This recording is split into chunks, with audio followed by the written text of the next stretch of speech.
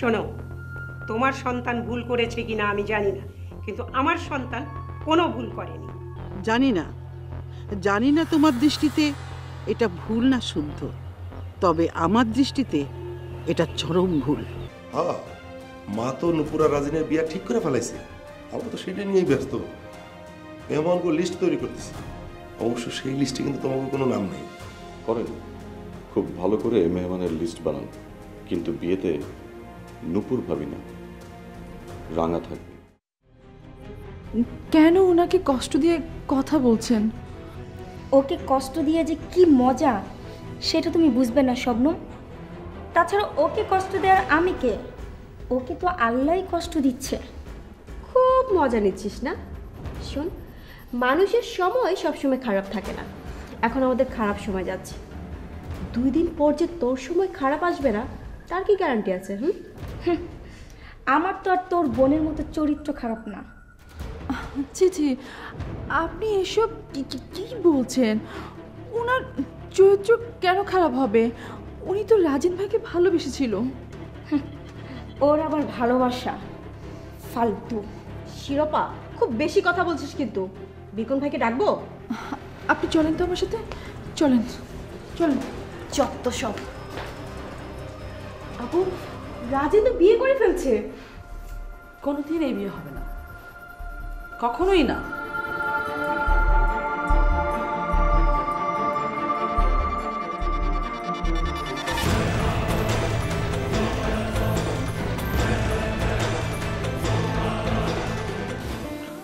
শবনম, আমি অনেক বড় একটা ভুল করে ফেলেছি। রাজিনের মতো ভণ্ড প্রতারককে আমার বিশ্বাস করা ঠিক হয়নি। কিন্তু আমি তো শুনেছিলাম রাজিন ভাই খুব ভালো, কিন্তু এখানে এসে ওনার তো অন্য চেহারা দেখছি।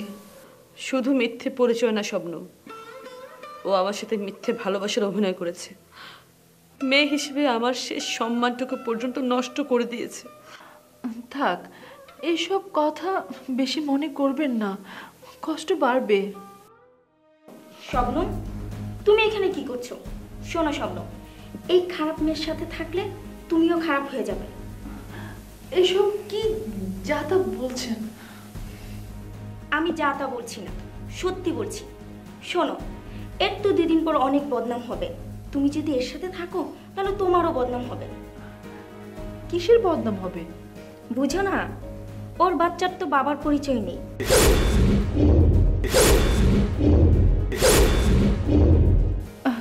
কে বলেছে নেই?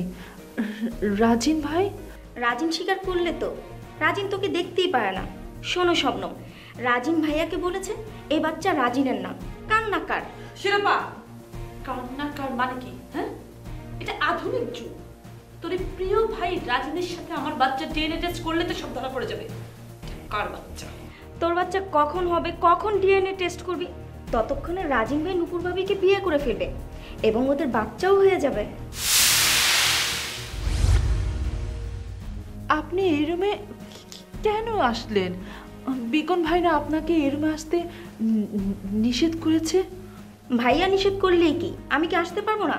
তাছাড়া এটা তো আমারও বাসা, আর একজন মুখে চুনকালি মেখেছে বলে কি আমি বাসায় চলাফেরা করতে পারবো না?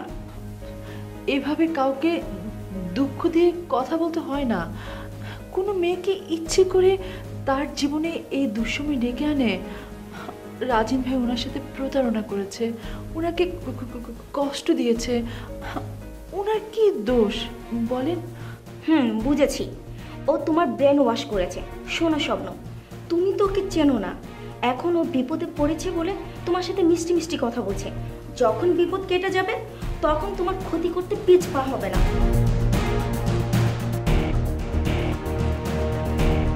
সবাই আমাকে কথা শোনাচ্ছে। আজ শিরোপা, কাল সারা পৃথিবীর মানুষ আমাকে কথা শোনাবে। আমি বলি কি, আপনি আরেকবার রাজিন ভাইয়ের কাছে যান। আমার মনে হয় কথা বললে সমস্যার সমাধান হবে। গিয়েছিলাম তো, ও আমাকে অপমান করে দূর দূর করে তাড়িয়ে দিয়েছে। ওর কথা শুনে মনে হচ্ছিল কেউ আমাকে ছুরি দিয়ে আঘাত করছে আর আমি রক্তাক্ত হচ্ছি। তুমি বলো আর কত অপমানিত হব?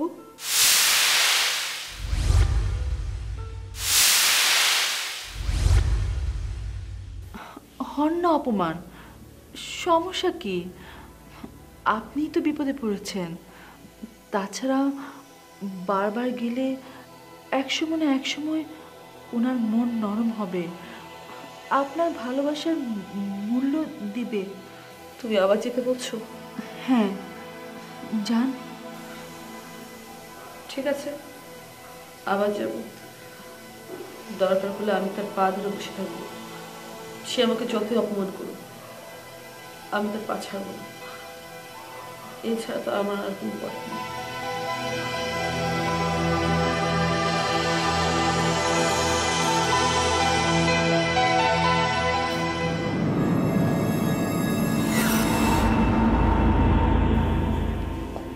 রাবেয়া তাহলে শেষ পর্যন্ত বিকনকে পাঠালো? হ্যাঁ পাঠালো। পাঠাবে না? এখন তো নিজেদের বোন বিপদে পড়েছে। সবাই সবকিছু জেনে ফেলবার আগেই বিষয়গুলোকে মিটমাট করে ফেলতে হবে না? রাবেয়া যে ওর সতীনের এই বাজে মেয়েটার জন্য আমাকে ফোন করবে, অনুরোধ করবে, এই কথাটা তো আমি ভাবতে পারিনি। ফুপুরার দোষ কি? হয়তো মির্জা কামালই বিকনকে বাড়িতে পাঠিয়েছে, কিন্তু এতদিন তো জানতাম মির্জা কামালের সাথে তার ছেলের সম্পর্ক ভালো না। তাহলে বিকন মির্জা কামালের কথা শুনে এ বাড়িতে আসলো কেন? কিসের ভালো না? এই সব ওদের অভিনয়। কই আমার বাড়িতে এত রক্ত ঝরলো, রাবিয়া আমার পাশে এসে দাঁড়াতে পারতো না? সান্ত্বনা দিতে পারতো না? তা তো দিল না। এখন যখন ওই মেয়ে কোথা থেকে মুখে চুনকালি মেখে এসছে, তখন চাই ওই মেয়েকে আমার বাড়িতে ঢোকাতে।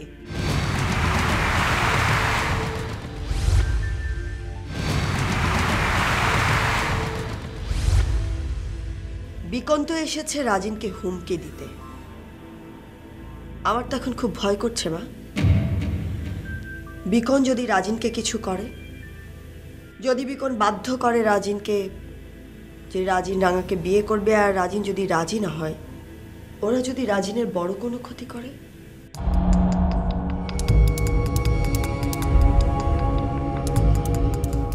কোনো ক্ষতি করতে পারবে না। আমি জানি আমি সাপের গর্তে পা দিয়েছি, তাই তো আমি স্বাভাবিকভাবে চলাফেরা করছি। আর তাছাড়া ওরা ওদের বোনকে নিয়ে ব্যস্ত, মান সম্মান বাঁচাতে।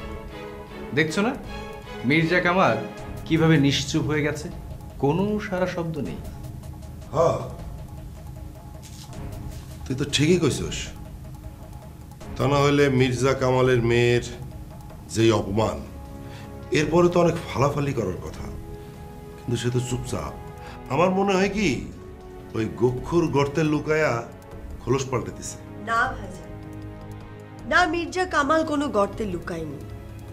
কারণ মির্জা কামাল বিকনকে মাঠে নামিয়েছে, আর তার কারণ হলো মির্জা কামাল ভেবেছে বিকন এবং রাজিন ভাই। ফলে কোনো কাজ করতে হলে সেটা কি ইমোশনালি করাই ভালো। আর সেই কারণে ফুপুকে এবং বিকনকে দিয়ে সে কাজ উদ্ধার করিয়ে নিতে চাইছে। কিন্তু যদি কোনো কারণে ওরা ফেল করে, তাহলে অবশ্যই তখন মির্জা কামাল মাঠে নামবে। আমিও তো তাই চাই। আমি চাই মির্জা কামাল মাঠে নামুক, ওদেরকে ভাই হত্যার কঠিন জবাব দিব। এতদিন ধরে এই দিনটার অপেক্ষায় ছিলাম, আর আজ যখন দিনটা চলে এসেছে, তখন আমাকে ভয় পেলে চলবে না, মুখোমুখি দাঁড়াতে হবে।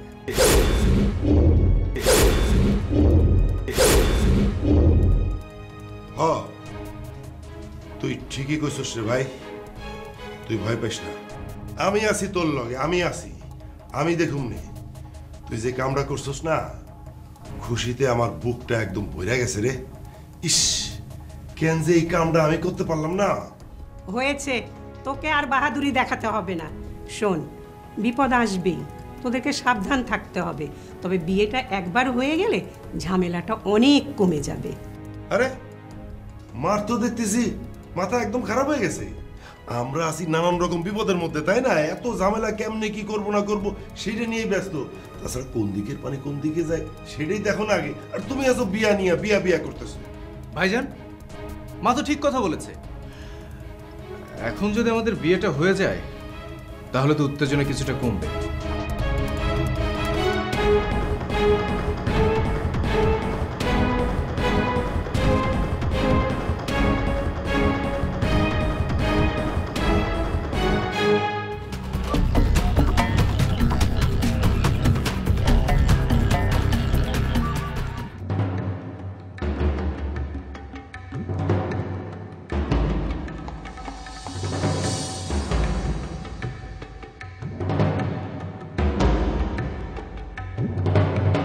গিয়েছিলেন?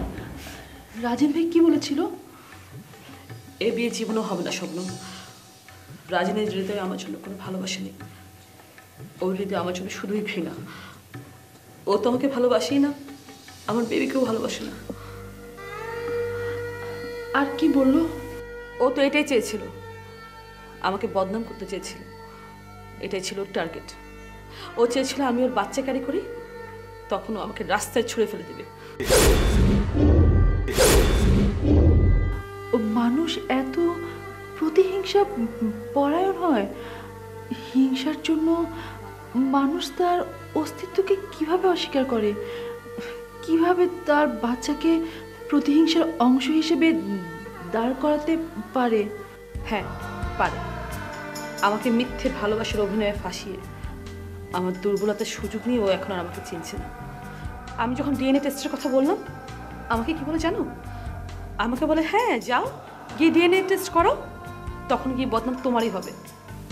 সত্যি তো, বদনাম যা হবার তা তো আপনারই হবে। তাছাড়া জোর করে কাউকে বিয়ে করে আপনি কি সুখী হতে পারবেন? কোনোদিনও পারবেন না।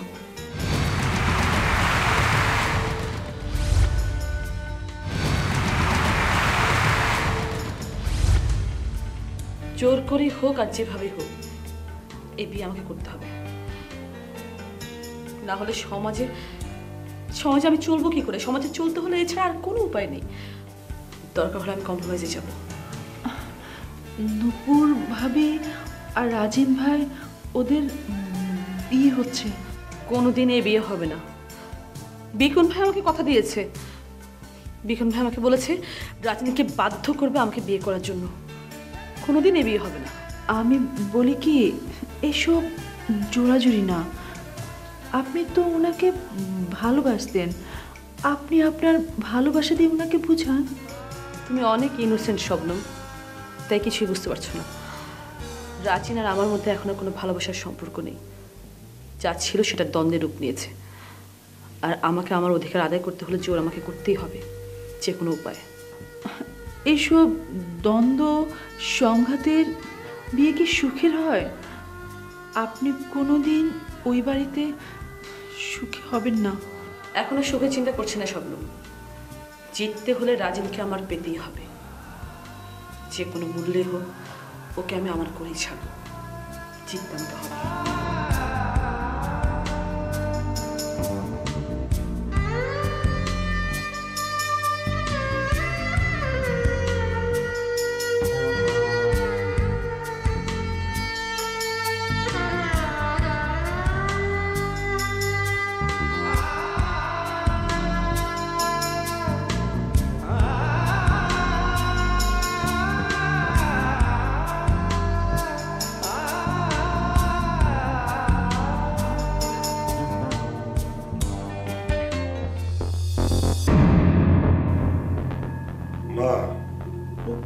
মা, তুমি তো চিন্তায় চিন্তায় অসুস্থ হয়ে পড়বা।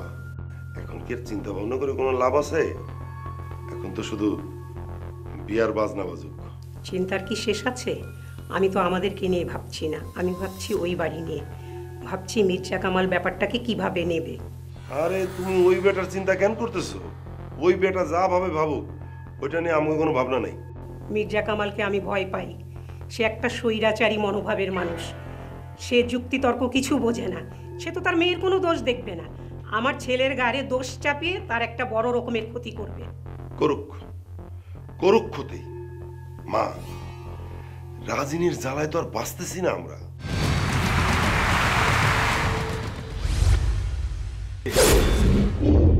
এইসব তুই কি বলছিস? তোর কি মাথা খারাপ হয়েছে? আমি মির্জা কামালকে বিশ্বাস করি না। শেষে ছল চাতুরি করে আমার ছেলেকে নাকি বড় কোনো একটা কেচে ফাঁসিয়ে দেয়। কেস মানে? আমি তো বুঝলাম না মা, এই প্রেম ভালোবাসার মধ্যে আবার কেস আসবে কেন? যাই হোক, রাজিন তো দোষী বাবা, আমার কিন্তু কিছুই ভালো লাগছে না। মা, ঘটনা যাই ঘটুক না কেন, এইটা কিন্তু ছোটখাটো কোনো ঘটনা না, বিরাট ঘটনা। আর ঘটনা তো ঘটে গেছে মা, এখন তুমি কি করবা কও? তুমি এক কাজ করো মা, ওরা যদি রাজি থাকে তাইলে তুমি আর পিছপা হয়েও না, দিয়ে দাও, বিয়াটা দিয়ে দাও। ওরে নুপুর ফুপুরের কথা এখন একদম মাথায় এনো না মা, পরে কিন্তু তুমি পস্তাবা।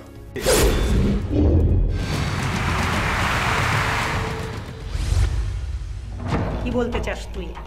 আমি মির্জা কামালের মেয়েকে ঘরে তুলবো? এক মুখে তুই কয় কথা বলিস?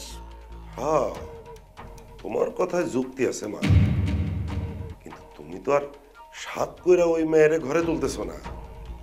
এখন বিপদে পড়ছো, কি করবো মা? এখন তো কিছু করার নাই।